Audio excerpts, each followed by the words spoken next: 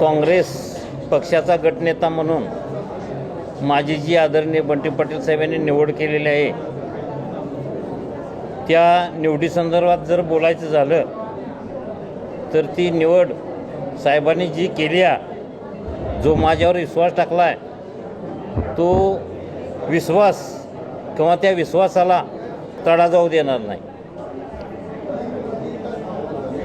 जुने अनुभवी सदस्य माझ्याबरोबर आहेत, त्यामुळं नवीन जे काही सदस्य आहेत त्यांना घेऊन एकत्रितपणे जाण्याचं काम आम्ही नक्कीच या जिल्हा परिषदेमध्ये जाऊ आणि जिल्हा परिषदेमध्ये जे काय आमच्या ग्रामीण भागाच्या समस्या असतील, जे काय ग्रामीण भागाचे प्रश्न असतील ते तडीपार नेऊ अशा पद्धतीने मी माझं गटनेता म्हणून कामकाज करेन.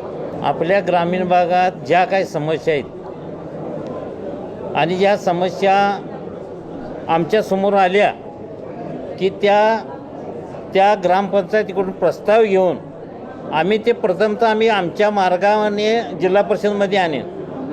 जर ते जिल्हा परिषद सदस्य जर अतिशय कार्यक्षम असले तर ग्रामीण भागात फिरून आपल्या काय समस्या आहेत ते प्रस्ताव आम्ही अग्रक्रमाने जिल्हा परिषदमध्ये नेईल. नाही, त्यामुळे आमचा जो काय अग्रक्रम लागेल त्यासाठी आम्ही जिल्हा परिषदच्या जनरल बॉडीमध्ये आवाज उठवू आणि आम्ही निधी खेचून आणू.